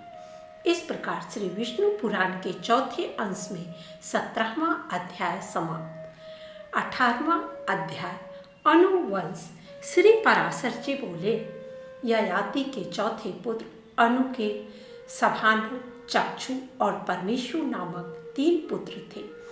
सभानल का पुत्र कालानल हुआ तथा कालानल के सृंजय, सृंजय के पुरंजय, पुरंजय के जन्मेजय, जन्मेजय के महासाल, महासाल के महामना और महामना के उशीनर तथा तितिक्षु नामक 2 पुत्र हुए। उसी नर के सेवी, नृप, नर, कृमि और वर्म नामक 5 पुत्र हुए। उनमें से सीवे के पृषदर्भ, शुवीर, केकय और मद्रक ये 4 पुत्र थे। तितिक्षु का पुत्र रुषद्रथ हुआ। उसके हेम, हेम के सुतपा तथा सुतपा के बलि नामक पुत्र हुआ। इस बलि के क्षेत्र में दृढ़तमा नामक मुनि ने अंग, वंग, कलिंग, शुहि और पौंड्रय नामक 5 वाले क्षत्रिय उत्पन्न किए। इन बलि पुत्रों की संतति के नामानुसार 5 देशों के भी यही नाम पड़े। इनमें से अंग से अनपान, अनपान से दिविरथ, दिविरथ से धर्मरथ और धर्मरथ से चित्ररथ का जन्म हुआ, जिसका दूसरा नाम रोमपाद था। इस रोमपाद के मित्र दशरथ जी थे। अज के पुत्र दशरथ जी ने रोमपाद को संतानहीन देखकर उन्हें पुत्री रूप से अपनी शांता नाम की कन्या गोद दे दी थी। रोमपाद का पुत्र चतुरंग था। चतुरंग के पृथुलाक्ष तथा पृथुलाक्ष के चंप नामक पुत्र हुआ, जिसने चंपा नाम की पुरी बसाई थी। चंप के हर्यग नामक पुत्र हुआ। हर्यग से भद्ररथ, भद्ररथ से बृहद्रथ, बृहद्रथ से बृहत्यकर्मा, बृहत्यकर्मा से बृहद्भानु, बृहद्भानु से बृहन्मना, बृहन्मना से जयद्रथ का जन्म हुआ। जयद्रथ के ब्राह्मण और क्षत्रिय के संसर्ग से उत्पन्न हुई पत्नी के गर्भ से विजय नामक पुत्र का जन्म हुआ। विजय के धृति नामक पुत्र हुआ। धृति के धृतव्रत, धृतव्रत के सत्यकर्मा और सत्यकर्मा के अतिरथ का जन्म हुआ, जिसने कि स्नान के लिए गंगा जी में जाने पर पिटारी में रखकर पृथा द्वारा बहाए हुए कर्ण को पुत्र रूप से पाया था। इस कर्ण का पुत्र वृषेन था। बस अंगवश इतना ही है। इसके आगे पुरुवंश का वर्णन सुनो। इस प्रकार श्री विष्णु पुराण के चौथे अंश में 18वां अध्याय समाप्त। 19वां अध्याय पुरुवंश। श्री पराशर जी बोले, पुरु का पुत्र जन्मेजय था। जन्मेजय का प्रचिनवान, प्रचिनवान का प्रवीर, प्रवीर का मनस्यु, मनस्यु का अभयद, अभयद का शुद्धु, शुद्धु का बहुगत, बहुगत का संयाति, संयाति का अहंग्याति तथा अहंग्याति का पुत्र रौद्रासव था। रौद्रासव के ऋतेषु, कच्छेषु, संडिलेषु, कृतेषु, जलेषु, धर्मेषु, धृतेषु, स्थलेषु, संतेषु और वनीषु नामक 10 पुत्र थे। ऋतेषु का पुत्र अंतिनार हुआ तथा अंतिनार के सुमति, अप्रतिरथ और ध्रुव नामक 3 पुत्रों ने जन्म लिया। इनमें से अप्रतिरथ का पुत्र कनव और कनव का मेधातिथि हुआ, जिसकी संतान कानवायन ब्राह्मण हुए। अप्रतिरथ का दूसरा पुत्र एलीन था। इस एलीन के दुष्यंत आदि 4 पुत्र हुए। दुष्यंत के यहाँ चक्रवर्ती सम्राट भरत का जन्म हुआ, जिसके नाम के विषय में देवगण ने इस श्लोक का गान किया था। माता तो केवल चमड़े की धौकनी के समान है, पुत्र पर अधिकार तो पिता का ही है। पुत्र जिसके द्वारा जन्म ग्रहण करता है उसी का स्वरूप होता है। हे दुष्यंत, तू इस पुत्र का पालन पोषण कर, शकुंतला का अपमान न कर। हे नरदेव, अपने ही वीर्य से उत्पन्न हुआ पुत्र अपने पिता को यमलोक से उद्धार कर स्वर्गलोक को ले जाता है। इस पुत्र के आधान करने वाले तुम ही हो। शकुंतला ने यह बात ठीक ही कही है। भरत के 3 स्त्रियां थीं, जिनसे उनके 9 पुत्र हुए। भरत के यह कहने पर कि ये मेरे अनुरूप नहीं है, उनकी माताओं ने इस भय से कि राजा हमको त्याग न दे, उन पुत्रों को मार डाला। इस प्रकार पुत्र जन्म के विफल हो जाने से भरत ने पुत्र की कामना से मरुत सोम नामक यज्ञ किया। उस यज्ञ के अंत में मरुदगण ने उन्हें भरद्वाज नामक एक बालक पुत्र रूप से दिया, जो उत्तथय पत्नी ममता के गर्भ में स्थित दीर्घतमा मुनि के पाद प्रहार से स्खलित हुए बृहस्पति जी के वीर्य से उत्पन्न हुआ था। उसके नामकरण के विषय में भी यह श्लोक कहा जाता है। पुत्रोत्पत्ति के अनंतर बृहस्पति ने ममता से कहा, हे मूढ़े, यह पुत्र द्वाज है, तू इसका भरण कर। तब ममता ने भी कहा, हे बृहस्पति, यह पुत्र द्वाज है, अतः तुम इसका भरण करो। इस प्रकार परस्पर विवाद करते हुए उसके माता पिता चले गए, इसलिए उसका नाम भरद्वाज पड़ा। पुत्र जन्म वितत होने पर मरुदगण ने राजा भरत को भरद्वाज दिया था, इसीलिए उसका नाम वितत भी हुआ। वितत का पुत्र मन्यु हुआ और मन्यु के बृहत्तक्षत्र, महावीर, नर और गर्ग आदि कई पुत्र हुए। नर का पुत्र संकृति और संकृति के गुरु प्रीति एवं रंति देव नामक 2 पुत्र हुए। गर्ग से सिनी का जन्म हुआ, जिससे कि गार्ग और सन्य नाम से विख्यात क्षत्रोपेत ब्राह्मण उत्पन्न हुए। महावीर का पुत्र दुरुक्षय हुआ। उसके त्रयारुणी, पुष्करिणी और कपि नामक 3 पुत्र हुए। ये तीनों पुत्र पीछे ब्राह्मण हो गए थे। बृहत्क्षत्र का पुत्र सुहोत्र, सुहोत्र का पुत्र हस्ती था, जिसने यह हस्तिनापुर नामक नगर बसाया था। हस्ती के 3 पुत्र अजमीठ, द्विजमीठ और पुरुमीठ थे। अजमीठ के कनव और कनव के मेधातिथि नामक पुत्र हुआ, जिससे कि कानवायन ब्राह्मण उत्पन्न हुए। अजिमढ़ का दूसरा पुत्र बृहदिषु था। उसके बृहद्धनु, बृहद्धनु के बृहत्कर्मा, बृहत्कर्मा के जयद्रथ, जयद्रथ के विश्वजीत तथा विश्वजीत के सेनजीत का जन्म हुआ। सेनजीत के रुचिराशव, कासय, दृढ़नु और वत्सहनु नामक 4 पुत्र हुए। रुचिराशव के पृथ्वीसेन, पृथुसेन के पार और पार के नील का जन्म हुआ। इस नील के 100 पुत्र थे, जिनमें कापिल्य, नरेश, समर प्रधान था। समर के पार सुपार और सदश्व नामक 3 पुत्र थे। सुपार के पृथु, पृथु के सुकृति, सुकृति के विभ्राज और विभ्राज के अनु नामक पुत्र हुआ, जिसने सुक कन्या कृति से विवाह किया था। अनु से ब्रह्मदत्त का जन्म हुआ। ब्रह्मदत्त से विश्वक्सेन, विश्वक्सेन से उदकसेन और उदकसेन से भल्लाव नामक पुत्र उत्पन्न हुआ। दुजमीठ का पुत्र यविनर था। उसका धृतिमान, धृतिमान का सत्यधृति, सत्यधृति का दृढ़नेमी, दृढ़नेमी का सुपार्श्व, सुपार्श्व का सुमति, सुमति का संतिमान तथा संतिमान का पुत्र कृत्य हुआ, जिसे हिरण्यनाभ ने योग विद्या की शिक्षा दी थी। तथा जिसने प्राच्य सामक श्रुतियों की 24 संहिताएं रची थी। कृति का पुत्र उग्रायुध था, जिसने अनेकों नीप वंशीय क्षत्रियों का नाश किया। उग्रायुध के क्षेम के सुधीर, सुधीर के रिपुंजय और रिपुंजय से बहुरथ ने जन्म लिया। ये सब पुरुवंशीय राजागण हुए। अजमेर की नलिनी नामनी एक भार्या थी। उसके नील नामक एक पुत्र हुआ। नील के शांति, शांति के सुशांति, सुशांति के पुरंजय, पुरंजय के ऋक्ष और ऋक्ष के हरिशौ नामक पुत्र हुआ। हरिशौ के मुद्गल, सृंजय, बृहदिशु, यवीनर और काम्पिल्य नामक 5 पुत्र हुए। पिता ने कहा था कि मेरे ये पुत्र मेरे आश्रित 5 देशों की रक्षा करने में समर्थ हैं, इसलिए वे पांचाल कहलाए।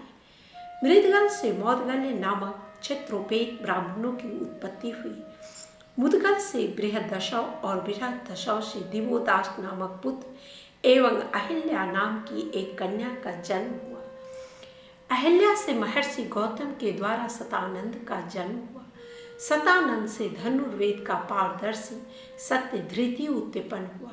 एक बार अप्सराओं में श्रेष्ठ उर्वशी को देखने से सत्यधृति का विस्खलित होकर सर स्तंभ पर पड़ा। उससे 2 भागों में बट जाने के कारण पुत्र और पुत्री रूप 2 संतानें उत्पन्न हुई। उन्हें मृग्या के लिए गए हुए राजा शांतनु कृपावश ले आए। तदनंतर पुत्र का नाम कृप हुआ और कन्या अश्वत्थामा की माता द्रोणाचार्य की पत्नी कृपी हुई। दिवोदास का पुत्र मित्रायु हुआ। मित्रायु का पुत्र चैवन नामक राजा हुआ। चैवन का सुदास, सुदास का सौदास, सौदास का सहदेव, सहदेव का सोमक और सोमक के 100 पुत्र हुए, जिनमें जंतु सबसे बड़ा और पृषद सबसे छोटा था। पृषद का पुत्र द्रुपद, द्रुपद का धृष्टधुमन और धृष्टधुमन का पुत्र धृष्टकेतु था। अजमेर का ऋक्ष नामक एक पुत्र और था। उसका पुत्र संवरण हुआ और संवरण का पुत्र कुरु था, जिसने कि धर्म क्षेत्र कुरुक्षेत्र की स्थापना की। कुरु के पुत्र सुधनु, जहनु और परीक्षित आदि हुए। सुधनु का पुत्र सुहोत्र था। सुहोत्र का चैवन, चैवन का कृतक और कृतक का पुत्र उपरिचर वसु हुआ। वसु के बृहद्रथ, प्रत्यग्र, कुशाम्बु, कुचेल और मातस्य आदि 7 पुत्र थे। इनमें से बृहद्रथ के कुशाग्र, कुशाग्र के वृषभ, वृषभ के पुष्पवान, पुष्पवान के सत्यहित, सत्यहित के सुधन्मा और सुधन्मा के जतु का जन्म हुआ। बृहद्रथ के 2 खंडों में विभक्त एक पुत्र हुआ था, जो कि जड़ा के द्वारा जोड़ दिए जाने पर जरासंध कहलाया। उससे सहदेव का जन्म हुआ तथा सहदेव से सोमप और सोमप से श्रुतिश्रवा की उत्पत्ति हुई। इस प्रकार मैंने तुमसे यह मागध भूपालों का वर्णन कर दिया है। इस प्रकार श्री विष्णु पुराण के 4थे अंश में 19वां अध्याय समाप्त। 20वां अध्याय कुरु के वंश का वर्णन। श्री पराशर जी बोले, कुरुपुत्र परीक्षित के जन्मेजय, श्रुतसेन, उग्रसेन और भीमसेन नामक 4 पुत्र हुए तथा जहनु के सुरथ नामक एक पुत्र हुआ। सुरथ के विदुरथ का जन्म हुआ। विदुरथ के सार्वभौम, सार्वभौम के जैतसेन, जैतसेन के आराधित, आराधित के अयुत्यायु, अयुत्यायु के अक्रोधन, अक्रोधन के देवातिथि तथा देवातिथि के दूसरे ऋक्ष का जन्म हुआ। ऋक्ष से भीमसेन, भीमसेन से दिलीप और दिलीप से प्रतीप नामक पुत्र हुआ। प्रतीप के देवापी, शांतनु और वाहिलिक नामक 3 पुत्र हुए। इनमें से देवापी बाल्यावस्था में ही वन में चला गया था, अतः शांतनु ही राजा हुआ। उसके विषय में पृथ्वी तल पर यह श्लोक कहा जाता है। राजा शांतनु जिसको जिसको अपने हाथ से स्पर्श कर देते थे, वे वृद्ध पुरुष भी युवा अवस्था प्राप्त कर लेते थे तथा उनके स्पर्श से संपूर्ण जीव अत्युत्तम शांति लाभ करते थे, इसलिए वे शांतनु कहलाते थे। एक बार महाराज शांतनु के राज में 12 वर्ष तक वर्षा न हुई। उस समय संपूर्ण देश को नष्ट होता देखकर राजा ने ब्राह्मणों से पूछा, हमारे राज्य में वर्षा क्यों नहीं हुई? इसमें मेरा क्या अपराध है? तब ब्राह्मणों ने उससे कहा, यह राज्य तुम्हारे बड़े भाई का है, किंतु इसे तुम भोग रहे हो, इसलिए तुम परिवेता हो। उनके ऐसा कहने पर राजा शांतनु ने उनसे फिर पूछा, तो इस संबंध में मुझे क्या करना चाहिए? इस तरह वे ब्राह्मण फिर बोले, जब तक तुम्हारा बड़ा भाई देवापि किसी प्रकार पतित न हो तब तक यह राज्य उसी के योग्य है, अतः तुम इसे उसी को दे डालो, तुम्हारा इससे कोई प्रयोजन नहीं। ब्राह्मणों के ऐसा कहने पर शांतनु के मंत्री अश्मसाड़ी ने वेदवाद के विरुद्ध बोलने वाले तपस्वियों को वन में नियुक्त किया। उन्होंने अतिशय सरलमती राजकुमार देवापि की बुद्धि को वेदवाद के विरुद्ध मार्ग में प्रवृत्त कर दिया। उधर राजा शांतनु ब्राह्मणों के कथनानुसार दुख और शोक युक्त होकर ब्राह्मणों को आगे कर अपने बड़े भाई को राज्य देने के लिए वन में गए। वन में पहुंचने पर वे ब्राह्मणगण परम विनीत राजकुमार देवापि के आश्रम पर उपस्थित हुए और उससे ज्येष्ठ भ्राता को ही राज्य करना चाहिए, इस अर्थ के समर्थक अनेक वेदानुकूल वाक्य कहने लगे। किंतु उस समय देवापि ने वेदवाद के विरुद्ध नाना प्रकार की युक्तियों से दूषित बातें की। तब उन ब्राह्मणों ने शांतनु से कहा, हे राजन, चलो, अब यहाँ अधिक आग्रह करने की आवश्यकता नहीं। अब अनावृष्टि का दोष शांत हो गया। अनादिकाल से पूजित वेद वाक्यों में दोष बतलाने के कारण देवापि पतित हो गया है। ज्येष्ठ भ्राता के पतित हो जाने से अब तुम परिवेता नहीं रहे। उनके ऐसा कहने पर शांतनु अपनी राजधानी को चले आए और राज्य प्रशासन करने लगे। वेदवाद के विरुद्ध वचन बोलने के कारण देवापि के पतित हो जाने से बड़े भाई के रहते हुए भी संपूर्ण धान्यों की उत्पत्ति के लिए पर्जन्य देव बरसने लगे। वाहिलिकी के सोमदत्त नामक पुत्र हुआ तथा सोमदत्त के भूरी, भूरी श्रवा और शल्य नामक 3 पुत्र हुए। शांतनु के गंगा जी से अतिशय कीर्तिमान और संपूर्ण शास्त्रों का जानने वाला भीष्म नामक पुत्र हुआ। शांतनु ने सत्यवती से चित्रांगद और विचित्रवीर्य नामक 2 पुत्र और भी उत्पन्न किए। उनमें से चित्रांगद को तो बाल्यावस्था में ही चित्रांगद नामक गंधर्व ने युद्ध में मार डाला। विचित्रवीर्य ने काशी राज की पुत्री अंबिका और अंबालिका से विवाह किया। उनमें अत्यंत भोगासक्त रहने के कारण अतिशय खिन्न रहने से वह यक्षमा के वशीभूत होकर मर गया। तदनंतर मेरे पुत्र कृष्ण द्वापायन ने सत्यवती के नियुक्त करने से माता का वचन टालना उचित न जान विचित्रवीर्य की पत्नियों से धृतराष्ट्र और पांडु नामक 2 पुत्र उत्पन्न किए और उनकी भेजी हुई दासी से विदुर नामक 1 पुत्र उत्पन्न किया। धृतराष्ट्र ने भी गांधारी से दुर्योधन और दुःशासन आदि 100 पुत्रों को जन्म दिया। पांडु वन में आखेट करते समय ऋषि के शाप से संतान उत्पादन में असमर्थ हो गए थे, अतः उनकी स्त्री कुंती से धर्म, वायु और इंद्र ने क्रमशः युधिष्ठिर, भीम और अर्जुन नामक 3 पुत्र तथा माद्री दोनों अश्विनी कुमारों ने नकुल और सहदेव नामक 2 पुत्र उत्पन्न किए। इस प्रकार उनके 5 पुत्र हुए। उन 5 के द्रौपदी से 5 ही पुत्र हुए। उनमें से युधिष्ठिर से प्रतिबिंधी, भीमसेन से श्रुतसेन, अर्जुन से श्रुतकीर्ति, नकुल से श्रुतानीक और सहदेव से श्रुतकर्मा का जन्म हुआ था।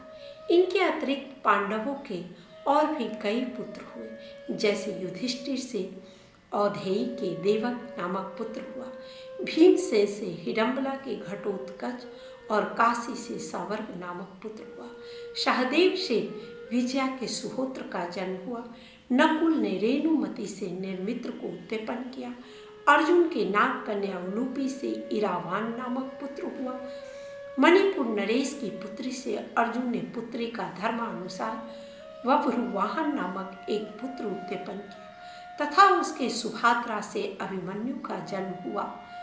जो कि बाल्यावस्था में ही बड़ा बल पराक्रम संपन्न तथा अपने संपूर्ण शत्रुओं को जीतने वाला था। तदनंतर कुरुकुल के छिन्न हो जाने पर जो अश्वत्थामा के प्रहार किए हुए ब्रह्मास्त्र द्वारा गर्भ में ही भस्मीभूत हो चुका था, किंतु फिर जिन्होंने अपनी इच्छा से माया मानव देह धारण किया है, उन सकल सुरासुर वंदित चरणा रविंद श्री कृष्ण चंद्र के प्रभाव से पुनः जीवित हो गया।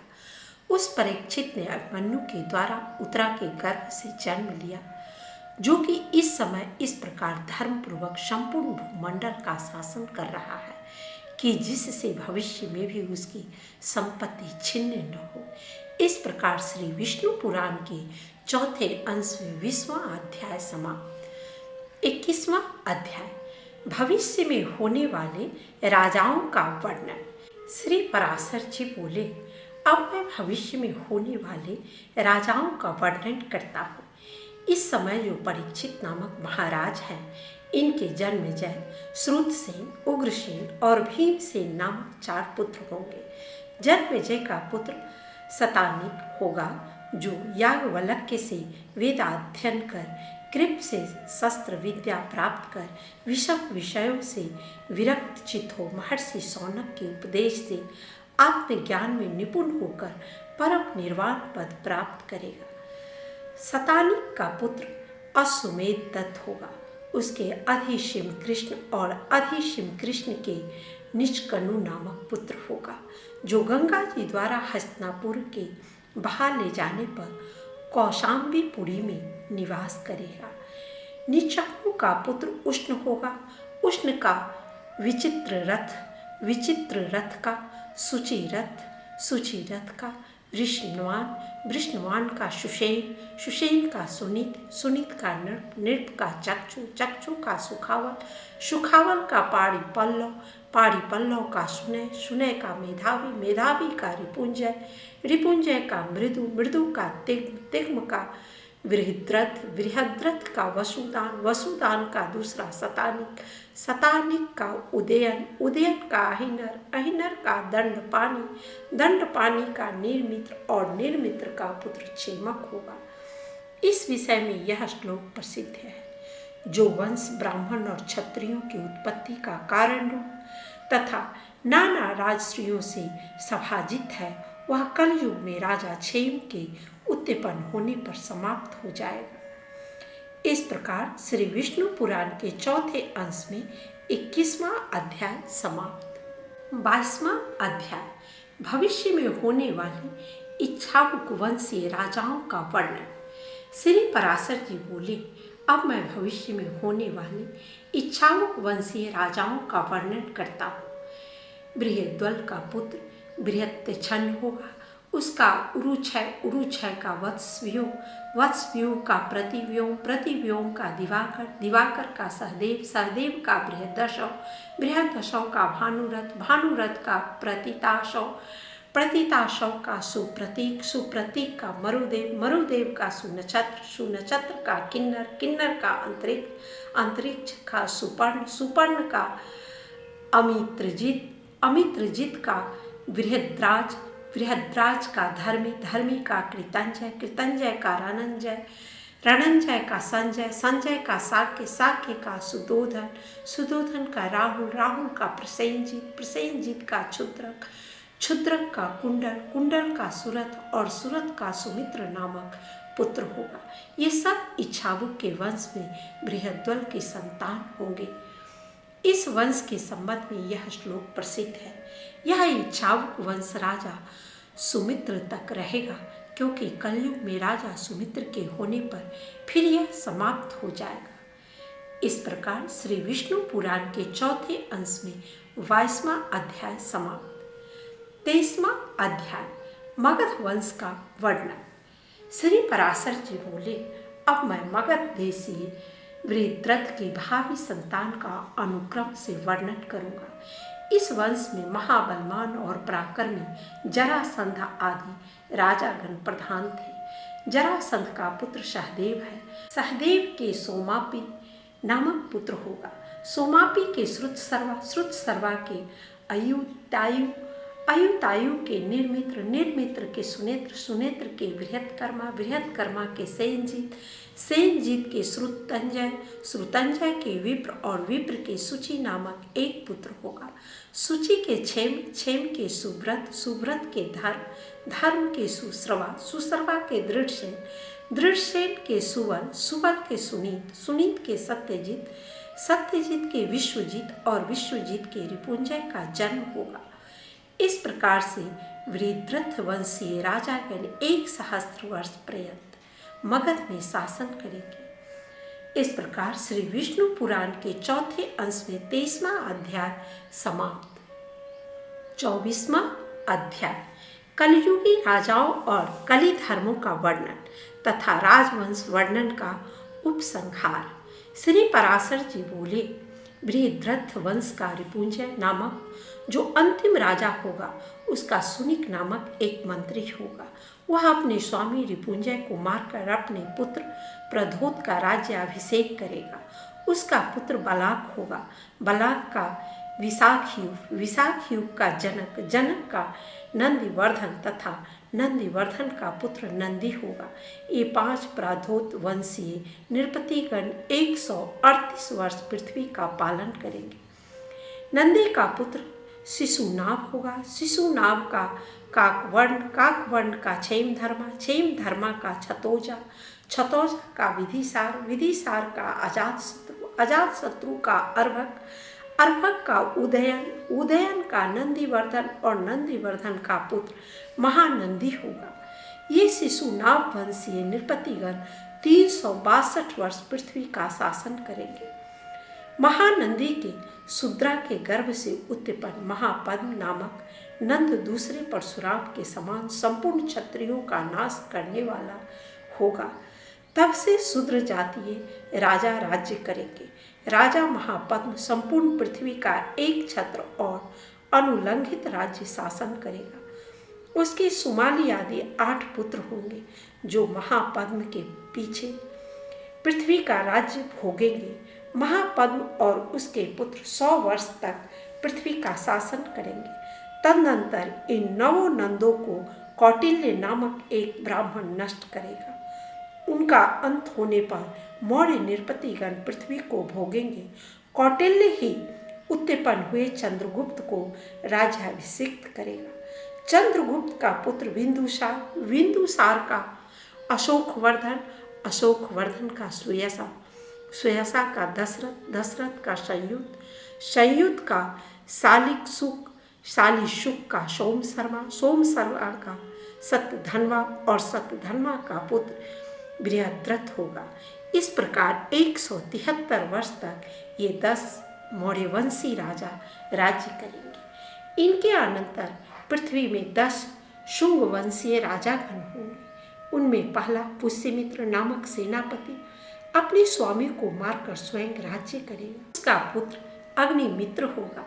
अग्निमित्र का पुत्र ज्येष्ठ, सुज्येष्ठ का वसुमित्र, वसुमित्र का उदंक, उदंक का पुलिंदक, पुलिंदक का घोषवसु, घोषवसु का वज्रमित्र, वज्रमित्र का भागवत और भागवत का पुत्र देवभूति होगा। ये शुंग नरेश 112 वर्ष पृथ्वी का भोग करेंगे। इसके अनंतर यह पृथ्वी कनौ भूपालों के अधिकार में चली जाएगी। शुंग वंशीय अति व्यसनशील राजा देवभूति को कनौ वंशीय वसुदेव नामक उसका मंत्री मारकर स्वयं राज्य भोगेगा। उसका पुत्र भूमित्र, भूमित्र का नारायण तथा नारायण का पुत्र सुशर्मा होगा। ये 4 कानव भूपतिगण 45 वर्ष पृथ्वी के अधिपति रहेंगे।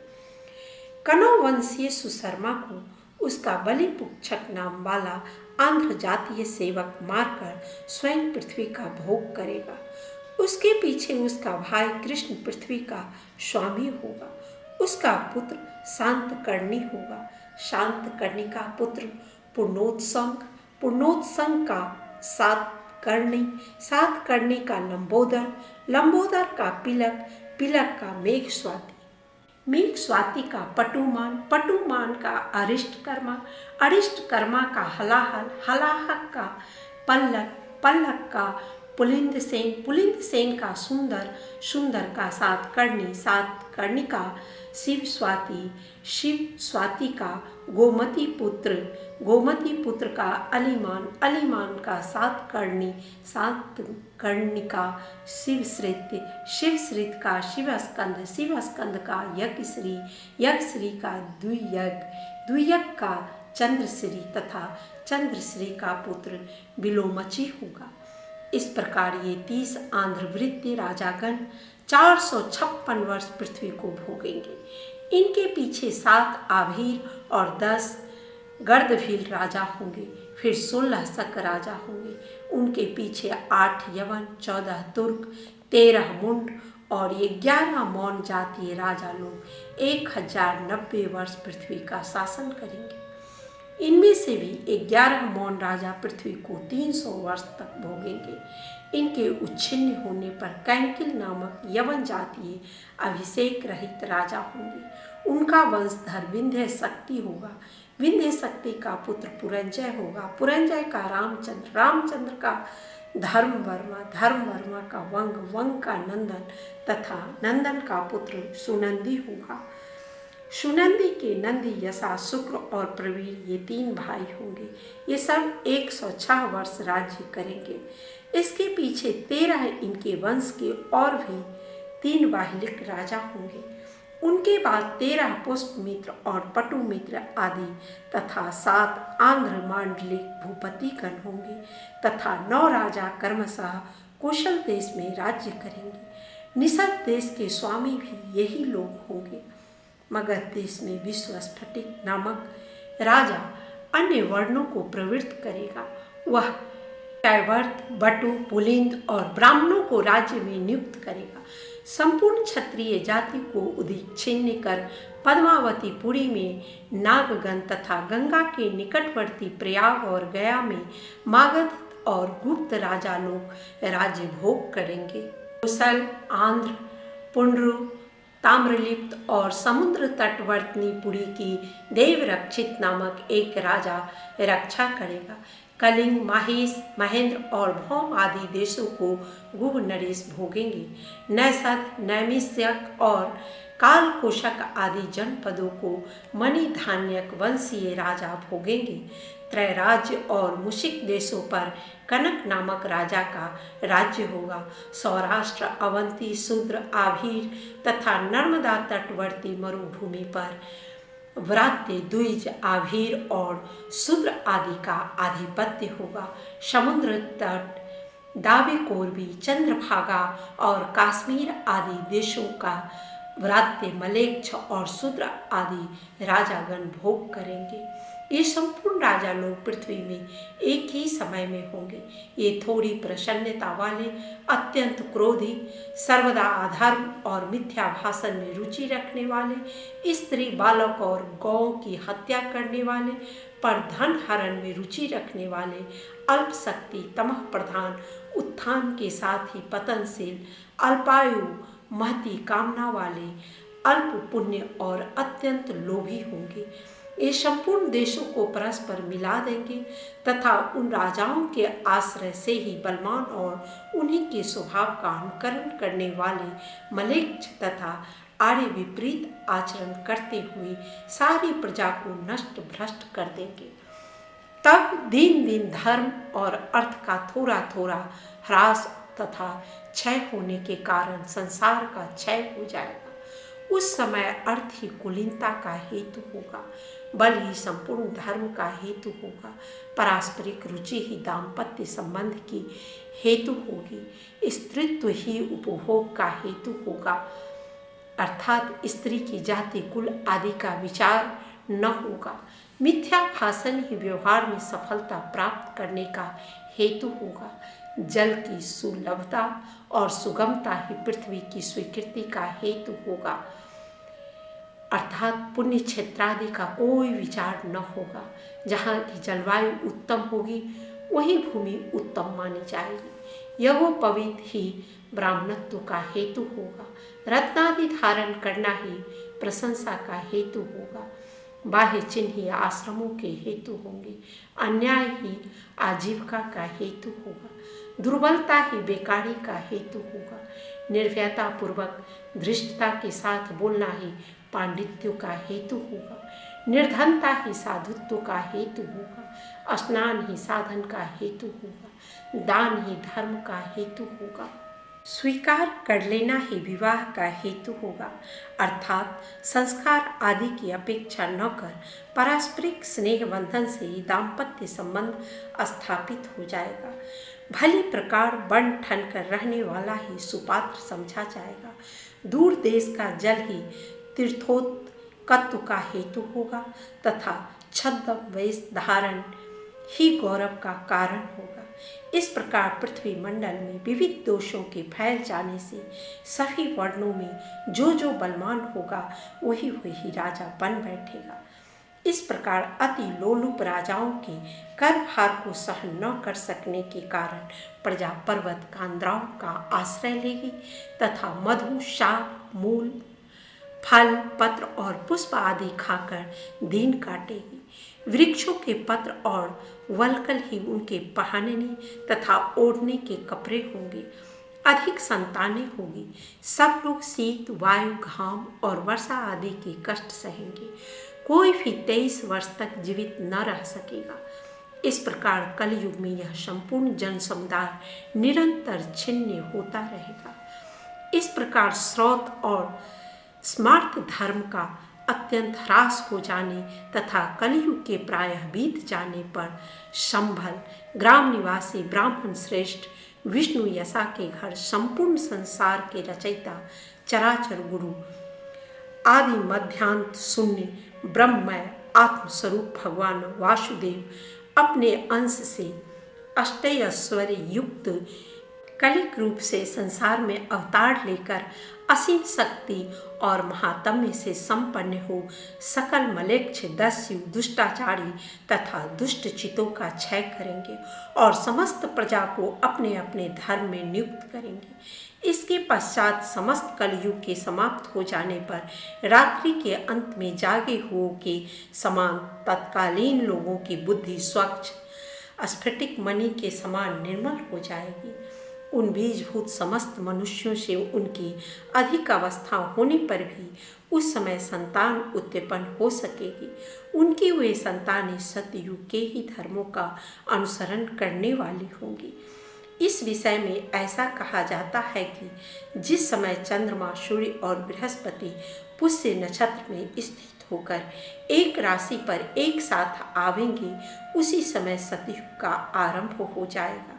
हे मुनिश्रेष्ठ, तुमसे मैंने यह समस्त वंशों के भूत, भविष्य और वर्तमान संपूर्ण राजाओं का वर्णन कर दिया।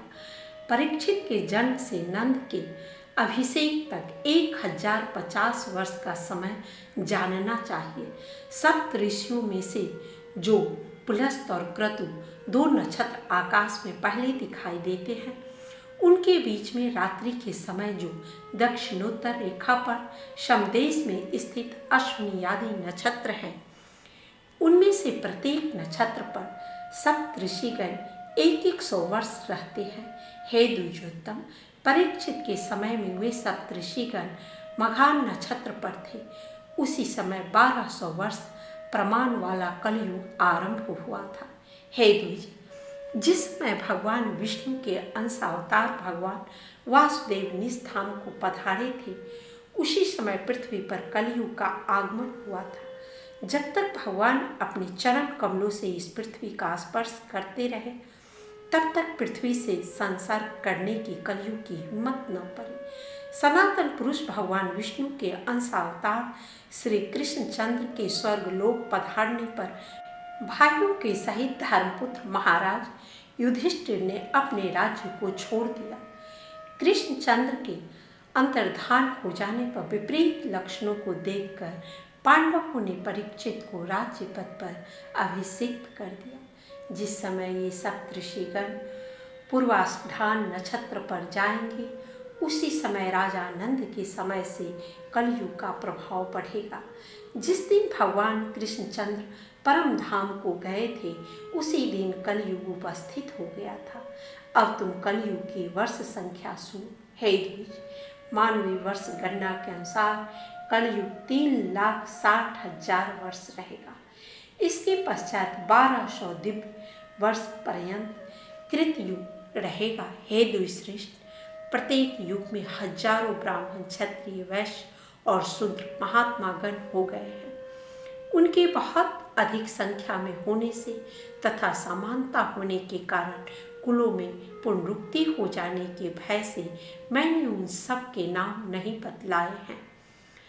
पुरुवंशी राजा देवापि तथा इच्छाहु कुलोत्पन्न राजा पुरु, ये दोनों अत्यंत योग बल संपन्न हैं और कलाप ग्राम में रहते हैं। सतयुग का आरंभ होने पर ये पुनः मर्त्य लोक में आकर क्षत्रिय कुल के प्रवर्तक होंगे। वे आगामी मनुवंश के बीज रूप है। सतयुग, त्रेता और द्वापर, इन तीनों युगों में इसी क्रम से मनुपुत्र पृथ्वी का भोग करते हैं। फिर कलयुग में उन्हीं में से कोई कोई आगामी मनु संतान के बीज रूप से स्थित रहते हैं, जिस प्रकार की आजकल देवापी और पुरु हैं। इस प्रकार मैंने तुमसे संपूर्ण राजवंशों का यह संक्षिप्त वर्णन कर दिया है। इनका पूर्णता वर्णन तो 100 वर्ष में भी नहीं किया जा सकता। इस हे शरीर के मोह से अंधे हुए ये तथा और भी ऐसे अनेक भूपतिगण हो गए हैं जिन्होंने इस पृथ्वी मंडल को अपना अपना माना है। यह पृथ्वी किस प्रकार अचल भाव से मेरे पुत्र की अथवा मेरे वंश की होगी, इसी चिंता में व्याकुल हुए इन सभी राजाओं का अंत हो गया। इसी चिंता में डूबे रहकर इन संपूर्ण राजाओं के पूर्ववर्ती राजा लोग चले गए और इसी में मग्न रहकर आगामी भुक्तगण भी मृत्यु मुख में चले जाएंगे। इस प्रकार अपने को जीतने के लिए राजाओं को अथक उद्योग करते देखकर वसुंधरा शरतकालीन पुष्पों के रूप में मानो हंस रही है। हे मैत्र, अब तुम पृथ्वी के कहे हुए कुछ श्लोक को सुनो। पूर्व काल में इन्हें असित मुनि ने धर्मध्वजे राजा जनक को सुनाया था। पृथ्वी कहती है, अहो, बुद्धिमान होते हुए भी इन राजाओं को यह कैसा मोह हो रहा है, जिसके कारण ये बुलबुले के समान क्षण अस्थायी होते हुए भी अपनी स्थिरता में इतना विश्वास रखते हैं। ये लोग प्रथम अपने को जीतते हैं और फिर अपने मंत्रियों को तथा इसके अनंतर ये क्रमशः अपने भृत्य, पूर्वासी एवं शत्रुओं को जीतना चाहते हैं। इसी कर्म से हम समुद्र पर्यंत इस संपूर्ण पृथ्वी को जीत लेंगे। ऐसी बुद्धि से मोहित हुए ये लोग अपनी निकटवर्ती मृत्यु को नहीं देखते। यदि समुद्र से घिरा हुआ यह संपूर्ण भूमंडल अपने वश में हो ही जाए तो भी मनोजय की अपेक्षा इसका मूल्य ही क्या है, क्योंकि मोक्ष तो मनोजय से ही प्राप्त होता है, जिसे छोड़कर इनके पूर्वज चले गए तथा जिसे अपने साथ लेकर इनके पिता भी नहीं गए, उसी मुझको अत्यंत मूर्खता के कारण ये राजा लोग जीतना चाहते हैं। जिनका चित्त ममतामय है, उन पिता, पुत्र और भाइयों में अत्यंत मोह के कारण मेरे ही लिए परस्पर कलह होता है। जो राजा लोग यहाँ हो चुके हैं, उन सभी की ऐसी कुबुद्धि रही है कि यह संपूर्ण पृथ्वी मेरी ही है और मेरे पीछे यह सदा मेरी संतान की ही रहेगी। इस प्रकार मेरे में ममता करने वाले एक राजा को मुझे छोड़कर मृत्यु के मुख में जाते हुए देखकर भी न जाने कैसे उसका उत्तराधिकारी अपने हृदय में मेरे लिए ममता को स्थान देता है। जो राजा लोग दूतों के द्वारा अपने शत्रुओं से इस प्रकार कहलाते हैं कि यह पृथ्वी मेरी है, तुम लोग इसे तुरंत छोड़कर चले जाओ, उन पर मुझे बड़ी हंसी आती है और फिर उन मूढ़ों पर मुझे दया भी आ जाती है। श्री पराशर जी बोले, हे मैत्रेय, पृथ्वी के कहे हुए इन श्लोकों को जो पुरुष सुनेगा उसकी ममता इसी प्रकार लीन हो जाएगी जैसे सूर्य के तपते समय बर्फ पिघल जाता है। इस प्रकार मैंने तुमसे भली प्रकार मनु के वंश का वर्णन कर दिया, जिस वंश के राजागण स्थिति कारक भगवान विष्णु के अंश थे। जो पुरुष इस मनु वंश का क्रमशः श्रवण करता है, उस शुद्धात्मा के संपूर्ण पाप नष्ट हो जाते हैं। जो मनुष्य जितेंद्रिय होकर सूर्य और चंद्रमा के इन प्रशंसनीय वंशों का संपूर्ण वर्णन सुनता है, वह अतुलित धन्य धान्य और संपत्ति प्राप्त करता है। महाबलवान, महावीरशाली, अनंत धन संचय करने वाले तथा परम निष्ठावान इच्छाओं, जैनों, माधांता, सगर और विचित्र रघुवंशीय राजागण तथा नहुस और ययाति आदि के चरित्रों को सुनकर, जिन्हें की काल ने आज कथा मात्र ही शेष रखा है, प्राज्ञावान मनुष्य पुत्र, स्त्री, गृह, क्षेत्र और धन आदि में ममता न करेगा। जिन पुरुष श्रेष्ठों ने उर्वबाहु होकर अनेक वर्ष पर्यंत कठिन तपस्या की थी तथा विविध प्रकार के यज्ञों का अनुष्ठान किया था, आज उन अति बलवान और विजयशाली राजाओं की काल ने केवल कथा मात्र ही छोड़ दी है। जो पृथु अपने शत्रु समूह को जीतकर स्वच्छंद गति से समस्त लोकों में विचरता था, आज वही काल वायु की प्रेरणा से अग्नि में फेंके हुए सेवर के रुई के ढेर के समान नष्ट भ्रष्ट हो गया है। जो कार्तवीर्य अपने शत्रु मंडल का संहार कर समस्त द्वीपों को वशीभूत कर उन्हें भोगता था, वही आज कथा प्रसंग से वर्णन करते समय उल्टा संकल्प विकल्प का हेतु होता है। अर्थात उसका वर्णन करते समय यह संदेह होता है कि वास्तव में वह हुआ था या नहीं। समस्त दिशाओं को देदीप्यमान करने वाले रावण और विचित्र और रामचंद्र आदि के क्षण भंगुर ऐश्वर्य को धिक्कार है, अन्यथा काल के क्षणिक कटाक्षपात के कारण आज उसका भस्म मात्र भी क्यों नहीं बच सका।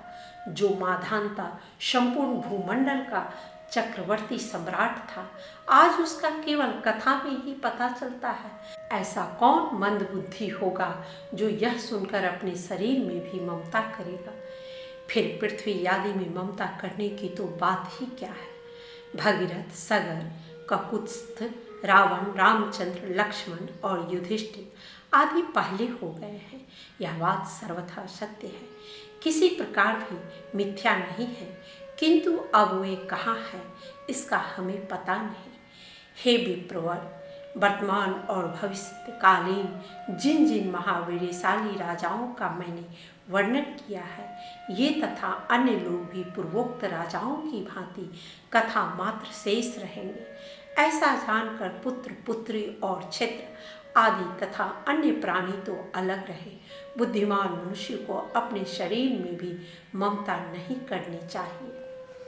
इस प्रकार श्री विष्णु पुराण के चौथे अंश में 24वां अध्याय समाप्त। इस प्रकार श्री पराशर मुनि द्वारा विरचित श्री विष्णु परत्व निर्णायक श्री विष्णु महापुराण का चौथा अंश समाप्त।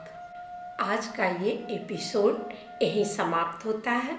मिलते हैं फिर अगले एपिसोड में। महादेव की कृपा आप सबों पर बनी रहे। हर हर महादेव।